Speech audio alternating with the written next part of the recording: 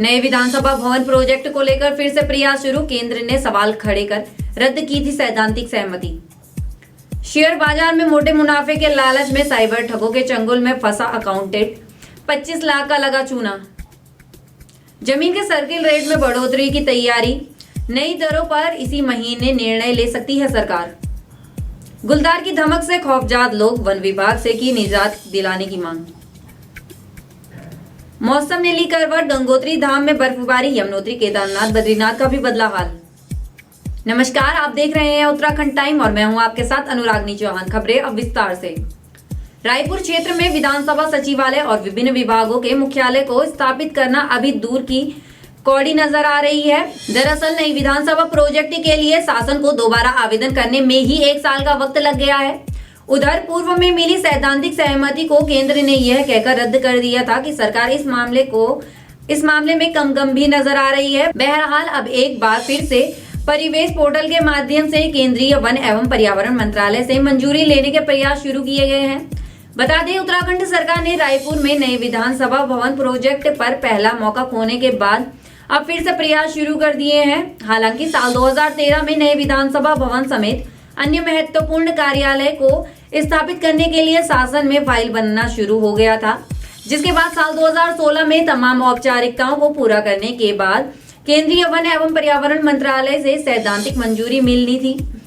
यानी करीब 3 साल का लंबा वक्त राज्य को इस मंजूरी को पाने में लगा था। लेकिन तब सरकार के यहाँ सभी प्रयास धराशायी हो गए थे, जब साल 2023 दिसंबर में केंद्रीय वन एवं पर्यावरण मंत्रालय ने पूर्व में मिली सैद्धांतिक मंजूरी को रद्द कर दिया था। केंद्रीय वन एवं पर्यावरण मंत्रालय ने वन भूमि पर मंजूरी दिए जाने की आपत्ति के अलावा राज्य सरकार द्वारा करीब 6 से 7 साल तक इस पर कोई भी कदम आगे नहीं बढ़ाने की बात कही थी। इतना ही नहीं, केंद्र ने राज्य सरकार के इस प्रोजेक्ट पर गंभीर नहीं होने की बात भी कही थी। अब शासन ने इस मामले में परिवेश पोर्टल के माध्यम से एक बार फिर से मंजूरी लेने के लिए आवेदन किया है। हालांकि यह आसान प्रक्रिया नहीं है और इसमें मंजूरी मिलने में लंबा वक्त लग सकता है।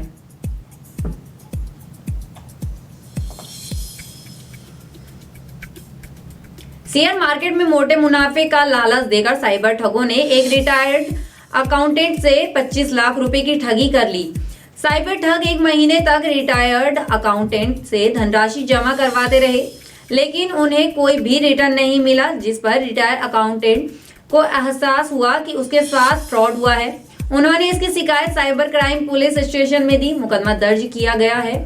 पुलिस मामले की जांच कर रही है। पीड़ित ने शिकायत दर्ज कराई कि 14 दिसंबर 2024 को उनको एक व्हाट्सएप ग्रुप में जोड़ा गया। इस ग्रुप में 102 सदस्य थे। पीड़ित को एक ऐप डाउनलोड करने के लिए कहा गया। ग्रुप का एडमिन सभी निर्देश देता रहता था। एडमिन ने खुद को SMC ग्लोबल सिक्योरिटी लिमिटेड का चीफ इन्वेस्टमेंट अधिकारी बताया। पीड़ित को सेबी रजिस्ट्रेशन प्रमाण पत्र भी व्हाट्सएप पर दिखाया गया। उसके नीचे कंपनी का रजिस्ट्रेशन नंबर भी दिखाया गया। शिकायतकर्ता ने अपनी शिकायत में बताया कि इसके बाद उसने निवेश करना शुरू किया। शेयर अल्टीमेट की धनराशि जमा कराए जाने के लिए व्हाट्सएप पर ही कस्टमर केयर के माध्यम से बैंक की डिटेल की कथित सूचना भी भेजी जाती थी। इसी ऐप पर अलॉटेड शेयर को बेचा जाता था। लाभ या हानि होने पर ट्रेडर अकाउंट में बैलेंस दिखाया जाता था। इस दौरान जब पीड़ित को धनराशि की जरूरत हुई तो उन्होंने अपने ट्रेडिंग अकाउंट से धनराशि निकालनी चाहिए। इस पर कहा गया कि उसकी रकम पर कैपिटल गेन टैक्स जमा करना होगा। सेबी की गाइडलाइन और इन्वेस्टर की सुरक्षा के कारण आपके लाभ में से टैक्स नहीं काटा जा सकता। मजबूरी में पीड़ित ने अकाउंट में टैक्स धनराशि भी जमा की, जिसके बाद भी उसे अकाउंट से धनराशि नहीं निकाली जा सकी।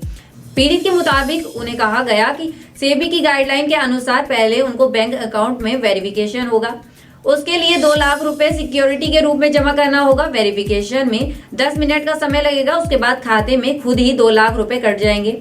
साइबर ठगों ने 24 दिसंबर 2024 से लेकर 23 जनवरी 2025 तक कुल 25,56,000 रुपए जमा करवाए गए।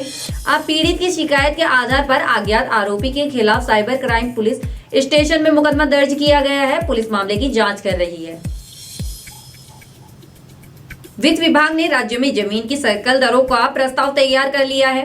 प्रदेश सरकार इस महीने इस पर निर्णय ले सकती है। सर्कल दरों में औसतन 25 से 20% की बढ़ोतरी की संभावनाएं जताई जा रही हैं। बड़े शहरों के उन इलाकों में भूमि की सर्कल दरों में ज्यादा बढ़ोतरी करना आसान है जो नए कस्बों का रूप ले रहे हैं। पारंपरिक तौर पर वित्त विभाग प्रत्येक वर्ष जनवरी के आसपास सर्कल दरों का निर्धारण करता है, लेकिन शहरी निकाय चुनाव के चलते सर्कल दरों का फैसला नहीं हो पाया। हालांकि वित्त विभाग ने इस बार पहले से ही कसरत शुरू कर दी है। सचिव वित्त दिलीप जावरकर सर्कल दरों का प्रस्ताव तैयार होने की पुष्टि की है। निकाय चुनाव के बाद अब त्रिस्तरीय पंचायत चुनाव भी प्रस्तावित है। माना जा रहा है कि सरकार पंचायत चुनाव से पहले नई सर्कल दरों का निर्माण कर लेगी। आगामी कैबिनेट बैठक में सर्कल दरों का प्रस्ताव लाए जाने की संभावनाएं भी जताई जा रही हैं। पौड़ी के श्रीनगर शहर में गुलदार की धमक कम होने का नाम नहीं ले रही है। आए दिन रात के समय अलग अलग इलाकों में गुलदार देखे जा रहे हैं, जिससे स्थानीय लोगों में दहशत है। ताजा मामला डांग इलाके का है, जहां एक गुलदार रात में सड़क पर बेखौफ घूमता नजर आया, जिससे क्षेत्रवासियों में खौफ बढ़ गया है।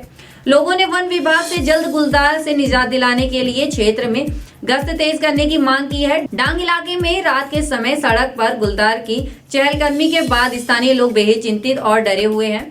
गुलदार दिखने की घटना सीसीटीवी कैमरे में भी कैद हुई है। इससे पहले भी श्रीनगर के विभिन्न इलाकों में गुलदार की सक्रियता की देखी जा चुकी है। आए दिन गुलदार ऐसी इलाकों में के समीप देखा जा रहा है, जिससे लोगों में दहशत है। साथ ही लोग घरों से बाहर निकलने से भी कतरा रहे हैं। गुलदार दिखने के बाद से लोगों ने वन विभाग से इलाके में पिंजरे और गश्त लगाने की मांग की है। उत्तराखंड में आज मौसम का मिजाज बदला हुआ है। मौसम के करवट बदलते ही बीते दिनों की तुलना में ठंड में इजाफा हुआ है। कई जिलों में बूंदाबांदी जारी है। वहीं गंगोत्री धाम में बर्फबारी शुरू हो गई है। यमुनोत्री, बद्रीनाथ, केदारनाथ में भी बर्फबारी का मौसम बना हुआ है। निचले इलाकों में बादल छाने से ठंड बढ़ गई है। पहाड़ों की रानी मसूरी में भी हल्की बूंदाबांदी के साथ तेज हवाएं भी चल रही हैं। हल्की बूंदाबांदी के बाद छाए घने बादलों से तापमान में गिरावट आई है। चमोली, कर्णप्रयाग में सोमवार रात से ही मौसम खराब हुआ और आज मंगलवार तड़ाके की बारिश शुरू हुई। आसमान में बादल छाए हुए हैं। ऊंचाई वाले इलाकों में बर्फबारी की संभावनाएं हैं। मौसम विभाग की ओर से प्रदेश के पर्वतीय जिलों में आज हल्की बर्फबारी जताई गई है। उत्तरकाशी, चमोली, रुद्रप्रयाग, पिथौरागढ़ और बागेश्वर जिले के ऊंचाई वाले हिस्सों में बारिश की संभावनाएं जताई गई हैं। देहरादून का अधिकतम तापमान सामान्य से 4 डिग्री इजाफे के साथ 25 डिग्री दर्ज किया गया। सबसे अधिक गर्म मुक्तेश्वर रहा। यहाँ का अधिकतम तापमान सामान्य से 9 डिग्री इजाफे के साथ 22 डिग्री रिकॉर्ड किया गया। बाकी की तमाम खबरों के लिए बने रहे उत्तराखंड टाइम पर। धन्यवाद।